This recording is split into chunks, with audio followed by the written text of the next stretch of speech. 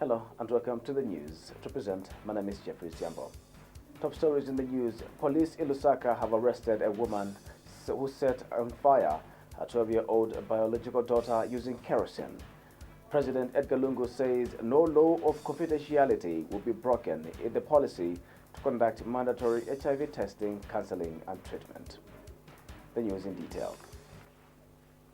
Police in Lusaka have arrested a 29-year-old woman for allegedly setting on fire her 12-year-old biological daughter using kerosene. Police spokesperson Esther Katongo has identified the woman as Prudence Piri of unmarked house number in Lusaka's Old Kanyama compound.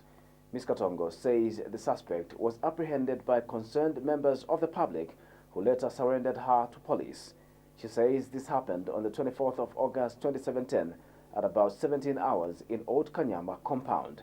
Ms. Katongo explains that the victim sustained multiple burns on the body and was rushed to Kanyama Hospital for medical attention while the suspect is detained in police custody. Meanwhile, one person died while 5 others sustained serious injuries in an accident which happened on the 24th of August 2017 at around 11 hours at Chimalila area in Nyimba district of Eastern Province on the Great East Road. President Edgar says individuals' privacy is guaranteed under the new HIV testing policy. In a Facebook posting, President Lungu says from the comments he has been reading regarding the mandatory HIV testing, counseling and treatment, he has noted that most people are concerned about privacy to their results. He says people should not worry over the newly introduced policy because there will be strict confidentiality. President Lungu says individuals' privacy is guaranteed because the results would remain between an individual and the health practitioner. He has emphasized that no law of confidentiality will be broken in the policy to conduct mandatory HIV testing, counseling and treatment tests. President Lungu has further wondered why some people are lamenting that their human rights are being violated when government is concerned about their welfare. He states that government is doing this for the benefit of the nation and the future generation. President Lungu has reiterated that those who will be found to be positive will be treated so that their lives can be prolonged, adding that no stigmatization will be tolerated. The Zambian and Germany governments have signed a 107 million euros grant agreement for financial and technical cooperation. Speaking during the signing of the grant agreement in Lusaka, Finance Minister Felix Mutati says the funds will be utilized in various areas that directly contribute to poverty reduction within the context of the 7th National Development Plan and the Zambia Plus program.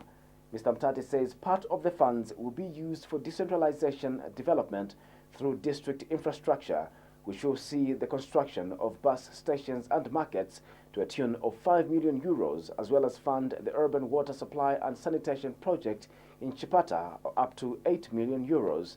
He says 8 million euros will be used for rural water supply and sanitation, while 18.5 million euros will be used for sustainable electricity supply in Southern Division. In off-grid energy generation, particularly solar, and the amount attributable to that is 31 million euros. The second component is to support the Southern Power Division, and the grant component is 18 million euro. And the third one is governance, decentralization at local government level. And we have 7 million euro for that component. But the total package that we have signed this morning is over 100 million euro. And dare I say that this is probably one of the largest grant facility that we have received this year. So we are grateful once again for leading and giving us the biggest grant that we have received in 2017. It shows confidence in the economy of. Speaking at the same event, German ambassador to Zambia, Akim Burkhardt, says the government of Germany has concluded that the current portfolio of German development cooperation aligns very well with Zambia's development needs and the Vision 2030. Mr. Burkhardt has also observed that prudent fiscal management coupled with systematic improvement of the domestic basis, is key to Zambia's future. The total volume of our bilateral and technical financial cooperation amounts to more than €1 billion over this period of time, meaning that Germany is one of the biggest bilateral donors in Zambia. The new 2016 commitment of my government amounts about €100 million of grants and will be used for programs in the sector of waters and sanitation and water resources management, to support the decentralization process and to improve the management of public finances, to foster civil society participation in political decision-making processes, and to enhance access to justice. In addition, Germany is supporting the expansion of renewable energies in the country, engages in the training of smallholder farmers, and supports the scaling up nutrition initiative. I'm particularly happy about the current portfolio of German development cooperation, as it links up perfectly with the new 7th National Development Plan. And you just had the big conference at the Mulungushi Center, and we could again match our programs with a National Development Plan. Political analyst Dr. Alex Ngoma says political parties are being unfair to themselves and the nation at large by not making submissions towards the revision of the Public Order Act, which affects all citizens. He has advised political parties against being armchair critics when it comes to progressive national issues. Dr. Ngoma, who is a lecturer of political science at the University of Zambia, says the revelation by Justice Minister Given Lubinda that no single political party had made submissions towards the revision of the Public Order Act is worrying. He says this is considering that almost all political parties have been bitterly complaining about this piece of legislation, and yet they have not made submissions aimed at perfecting it.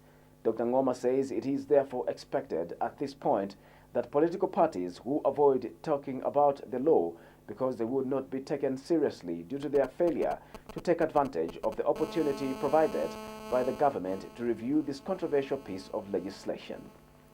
For example, a call has been made that there is need to review the public order, but those that have actually been making this call are not stepping forward to make submissions.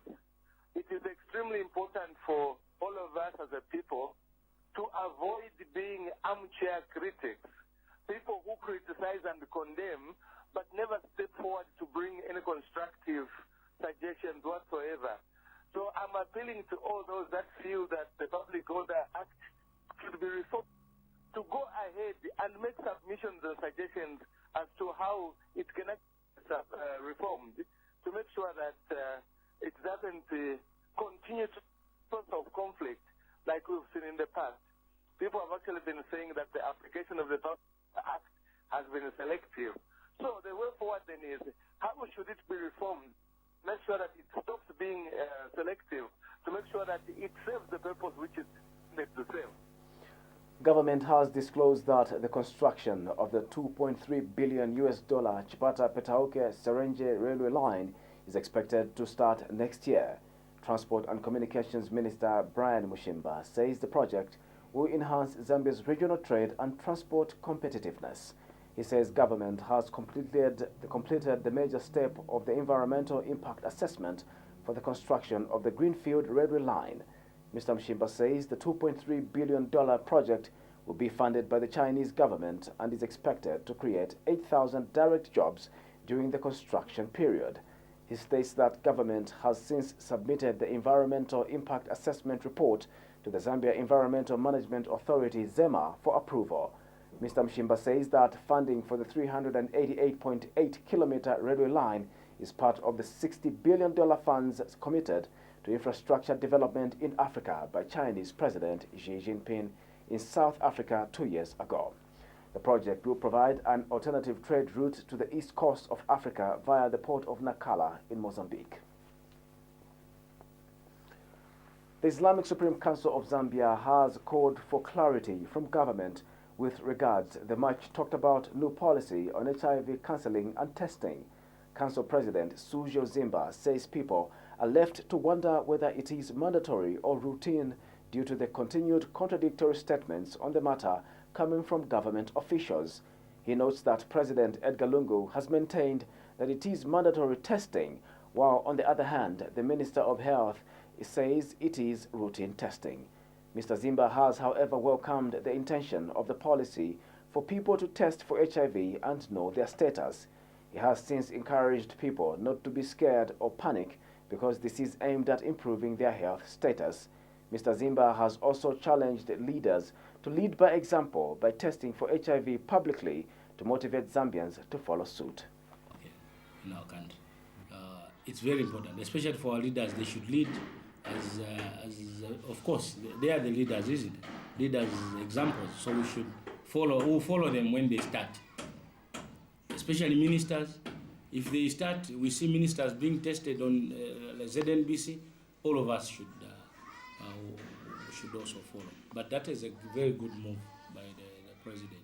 It will really help the country plan well. And you know, when you don't know, it's difficult. But when you know, then it's good for the country. Because when you are being told in Southern Africa you are second, then you should know that the situation is not good.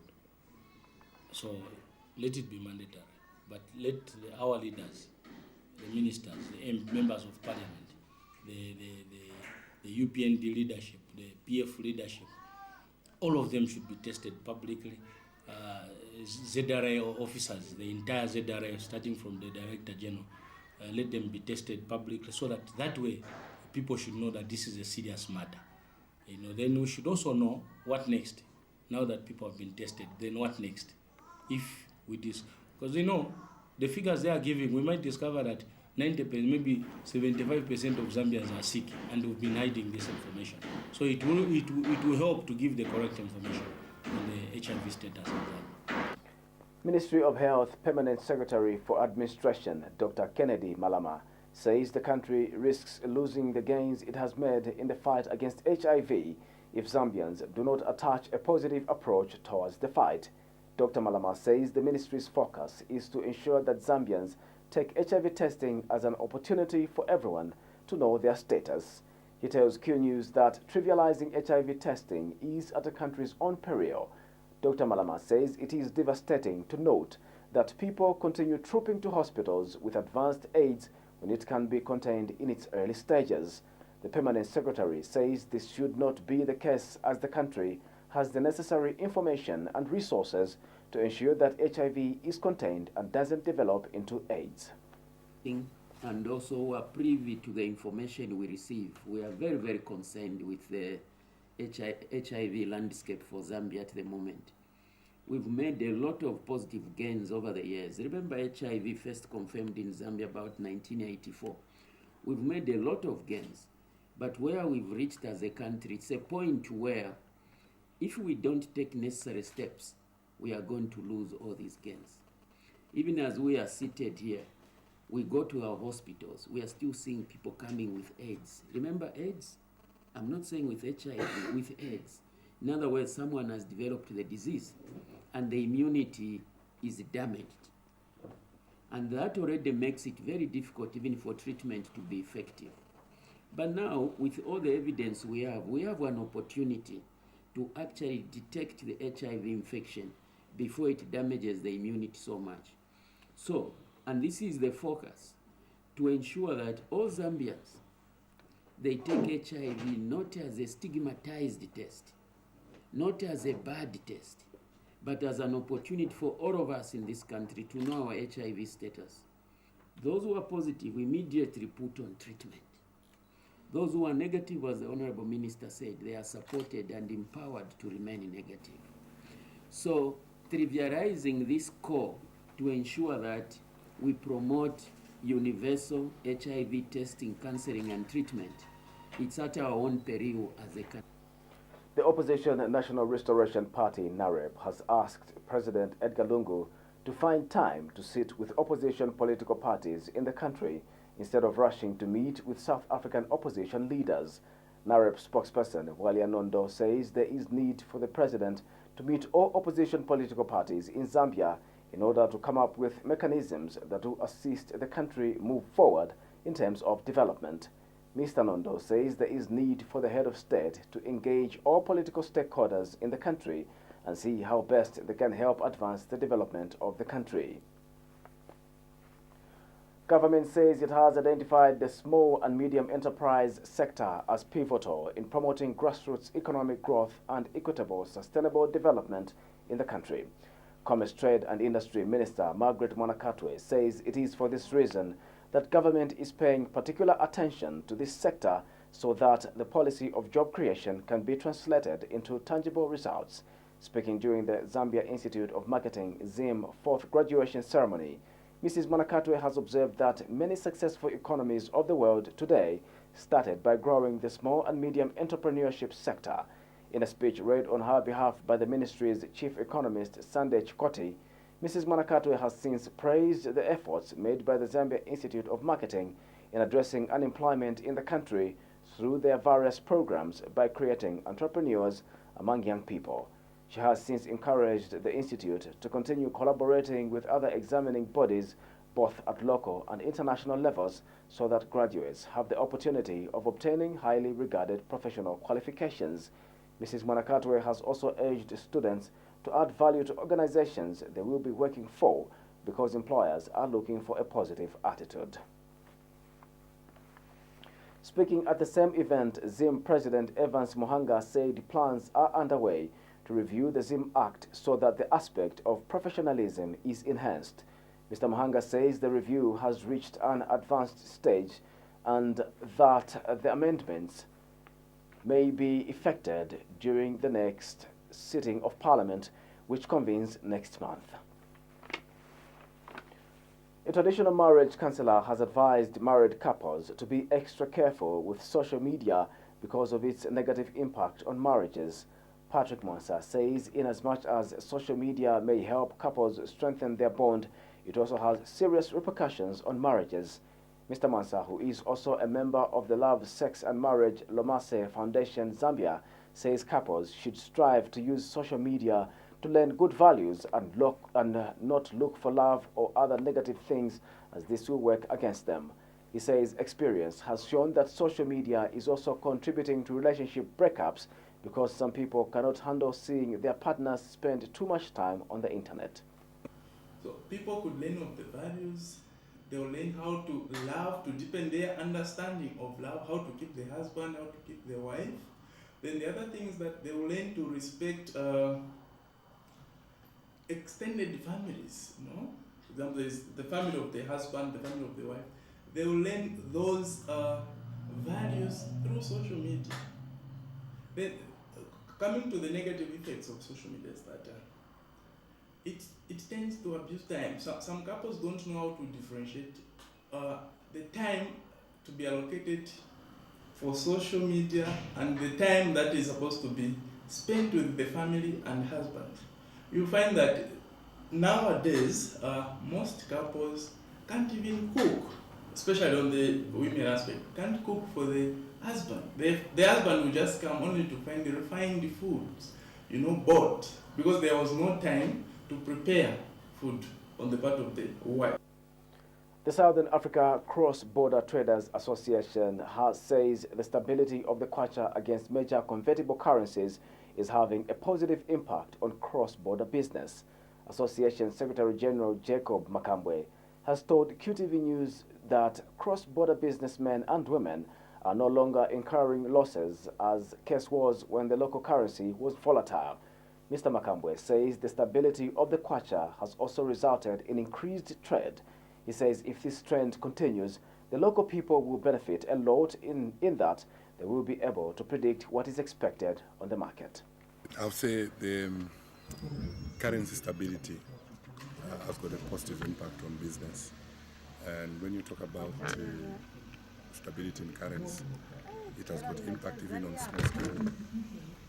on small scale traders, probably those that are trading across the borders as well, because the stability of our local currency means that traders will not actually incur so many losses in terms of rates when they actually get the foreign currency.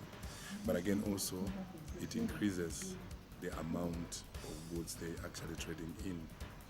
But apart from that, the stability of the currency is one thing, but also Zambia as a country need to step up in terms of trying to diversify so that we can have a lot of goods to export as a country. Mainly you've seen that Zambia predominantly is an importing country. So we'll have to step up in terms of trying to... To end our news, we take a look at the headlines once again. Police in Lusaka have arrested a woman who set on fire her 12-year-old biological daughter using kerosene. President Edgar says no law of confidentiality will be broken in the policy to conduct mandatory HIV testing, counseling, and treatment. That's all we had in our news. My name is Jeffrey Siambo. Bye-bye.